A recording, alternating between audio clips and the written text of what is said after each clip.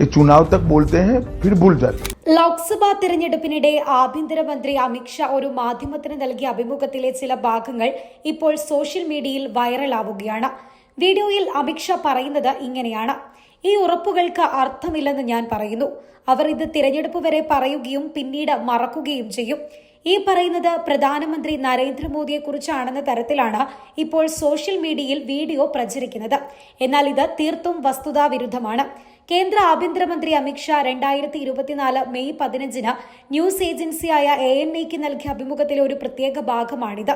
मैं अभी तेलंगाना गया था. वहाँ की महिलाएं राह देख रही हैं कि हमारा 12,000 रुपया कब आएगा.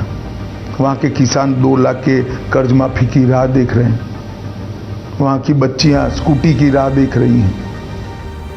जो रेवंत रेड्डी ने प्रॉमिस किया ना, राहुल जी ने किया था, उनकी गारंटी थी. He then goes on to say, तो इसलिए मैं कहता हूँ ये गारंटी का कोई मतलब नहीं है.